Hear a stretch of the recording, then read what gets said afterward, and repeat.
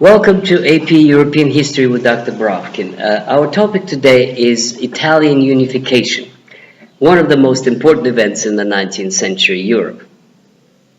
So, the way to put it in simple terms is like this. Italian unification is Act 2 of something that had already happened in 1848.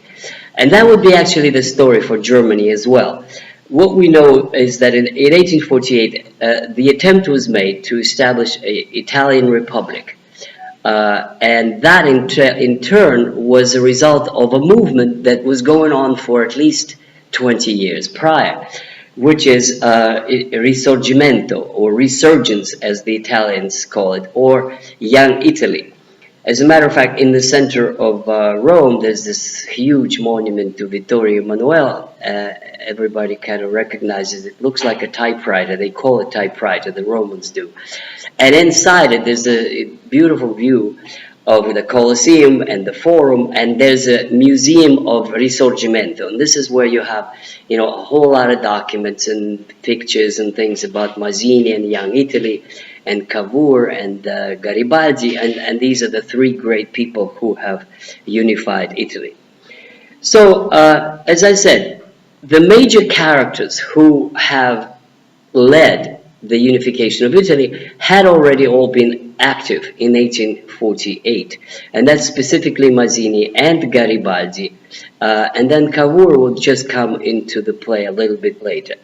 The main lesson learned from the unification attempt of 1848 is that the people of Italy do want it, and they are ready to do it, and they have done it, but it was crushed by the foreigners. So when you think about it, when I can imagine them thinking what to do next, one had to find a way to outsmart the foreigners, and there's only two foreigners. It's France and it's Austria. So that's pretty much had been like that since the time of Renaissance. Remember, it was the French, Francois I, that invaded Italy at the time in 1517, a Battle of Pavia. So it was nothing new. I mean, it's the Austrians and the French who basically control Italy, and they have to find a way to outsmart them.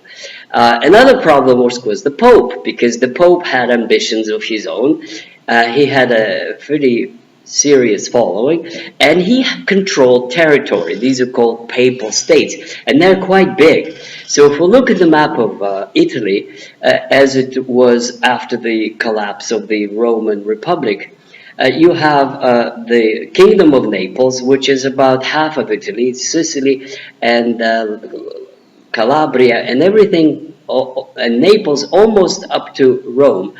So it's like southern half of Italy. Then you have papal states right in the middle, which is pretty sizable chunk of middle Italy. And then you have Tuscany and Modena and Lombardy that are all pretty much controlled by Austria. Now Lombardy is simply a part of Austrian Empire, and then Modena and Tuscany are ruled by relatives of the Habsburgs. So they're kind of like associated satellite states. And finally, in the very, very west of Italy, there is a Piedmont. There's a kingdom of Piedmont, and that is genuinely independent, but it's a small principality. Now, moreover, what's important to understand is that the king of Piedmont has shown himself in 1848 as an ardent patriot trying to unify Italy. And also, not to forget that at that time, Piedmont had was a larger territory than what it is now. And it also included Savoy, which today is a part of France. So that's the constellation of political forces. You have all these different states. The south is very backward, very feudal, very traditional, with poor peasants and pretty much nothing else. And the north is on the takeoff point of industrialization, especially Lombardy is, as it today, is the champion of European industry. So that's the kind of a contradictory picture you have. So where do we begin? Everything happened incredibly quickly. It's just basically the crucial events happened in 2 years, in 1859, in 1860. So in a sense, in retrospect, it looks how easy it was, how incredibly quick it was. Why couldn't it have been done for 400 years prior? I mean, Italy had been disunited from the time of Renaissance and the first invasion by Francis I. So, in a sense, they did it so quickly that it's kind of amazing that everything fell into place just like that. But it was a fortunate coincidence, partly of chance, partly of circumstance, partly of clever skill, particularly of Camillo Cavour. So who is Cavour? So Cavour kind of looks plump and the typical bourgeois in his glasses and the little tummy, and he doesn't look like a revolutionary at all. He kind of looks like a comfortable, typical bourgeois. I mean, a person who is what you would call middle class. But this is deceptive. He actually was a revolutionary in a sense that he was a devout follower of Mazzini. Mazzini was his hero. Mazzini was his teacher. Mazzini, somebody he adored. And Mazzini was a Republican. Mazzini wanted a republic.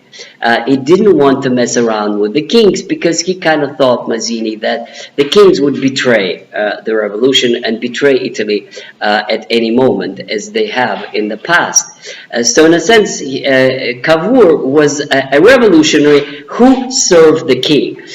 He was a prime minister of Albert, the king of Piedmont.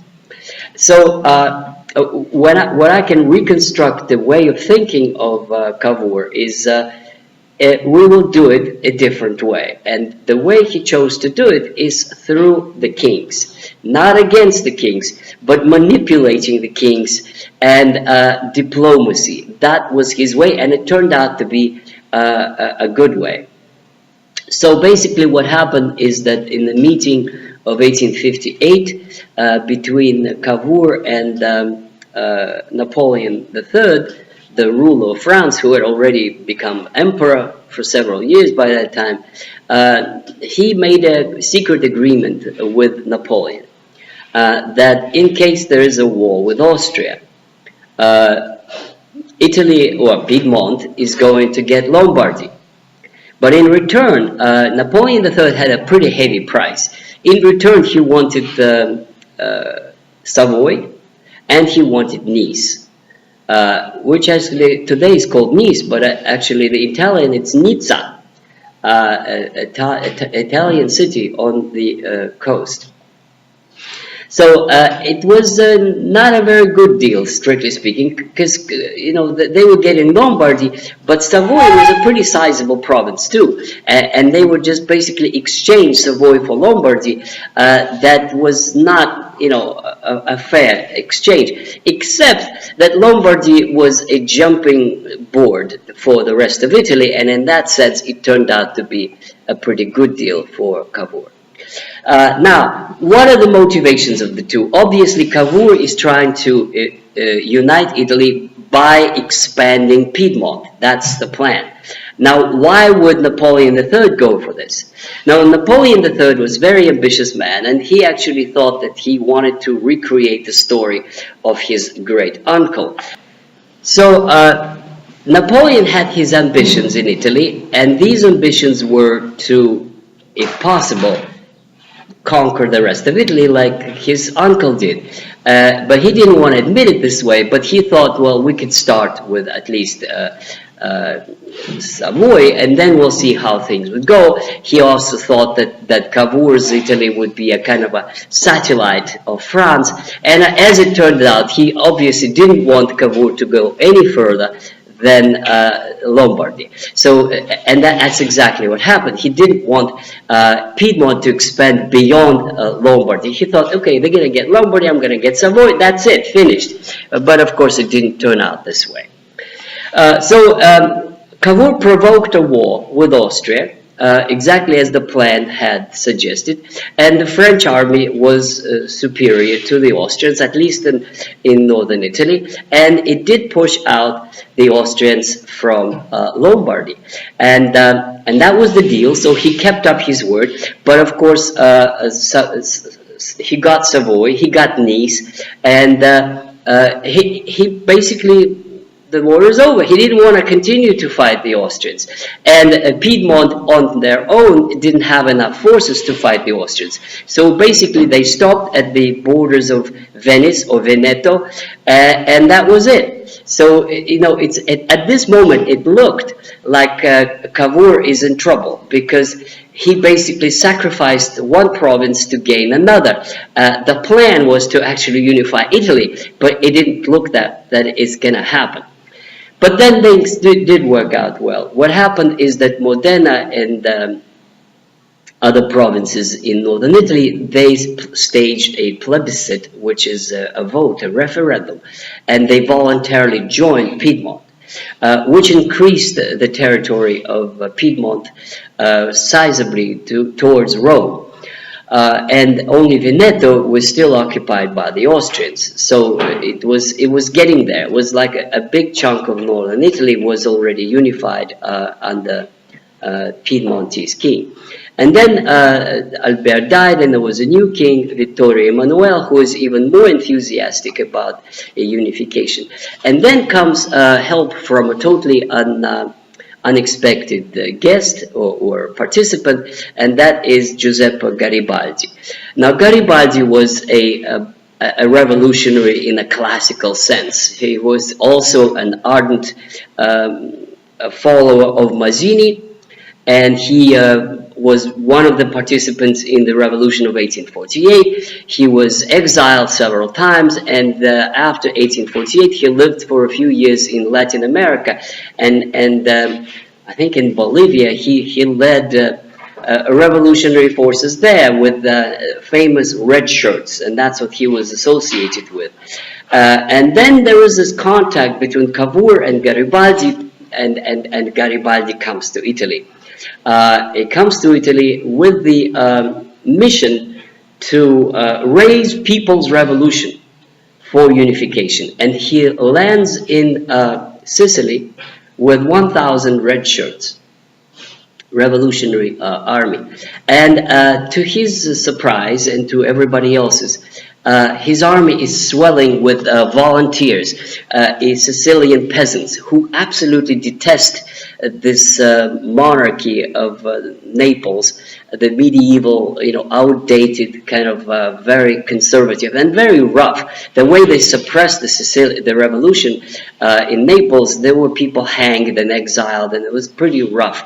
And they earned detest from the locals in the years that followed. In any case, it was like amazing success. There was this revolutionary army of Garibaldi, Viva Italia, were just rolling over Sicily, and then into Calabria, and then into Naples, and then and then comes a moment when everybody's scared, including Cavour, because it looks like this revolutionary wave is going to roll over all the way to Rome.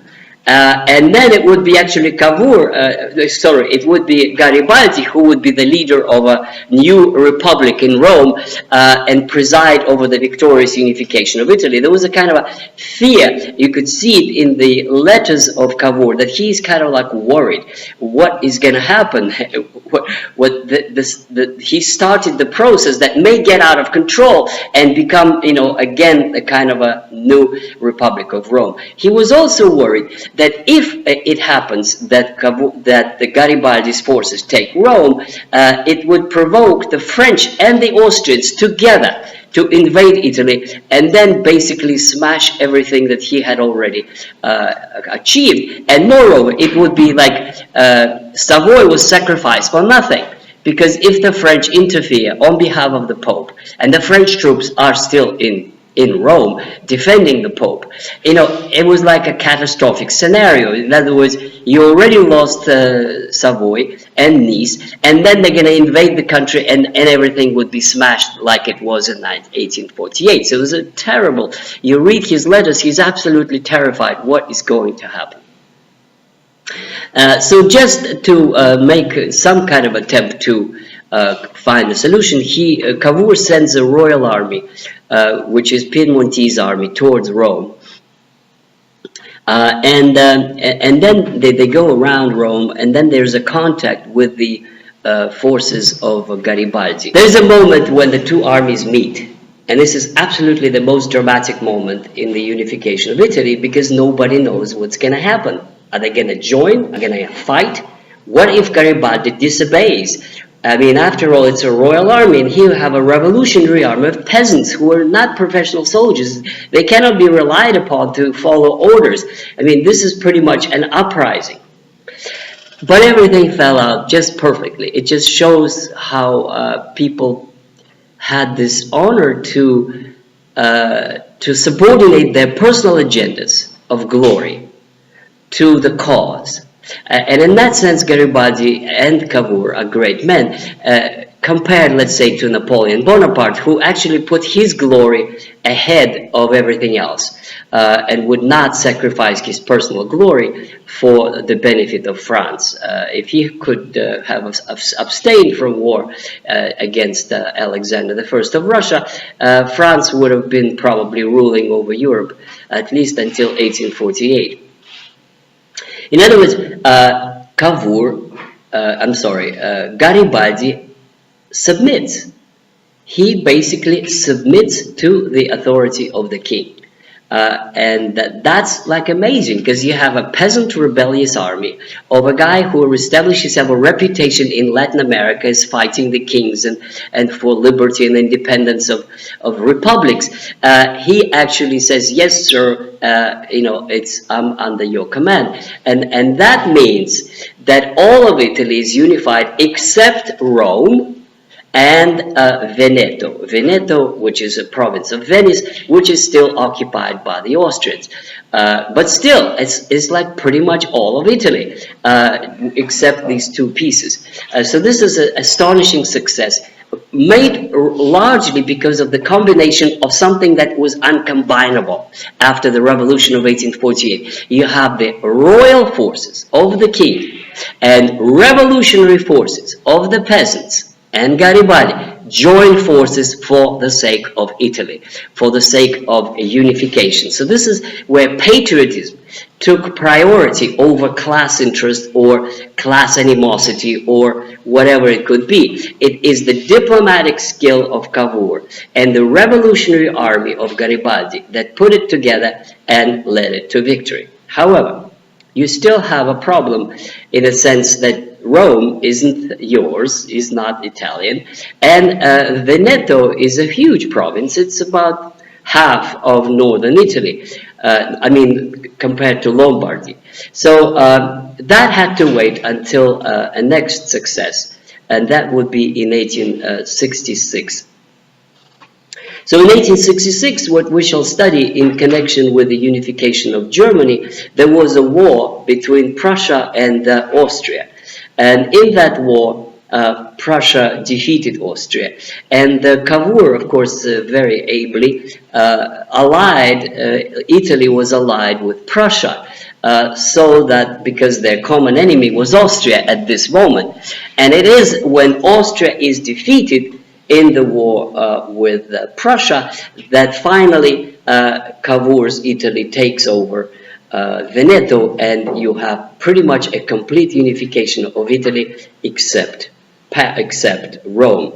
And that had to wait till another opportune moment, which also came because of diplomacy 4 years later, and that's also in connection with German unification, and that's when Bismarck would defeat France in the War of 1870. That basically meant the French are busy defending themselves rather than defending the Pope, and they withdrew their forces from Rome, and it's at this moment when Italian unification is complete.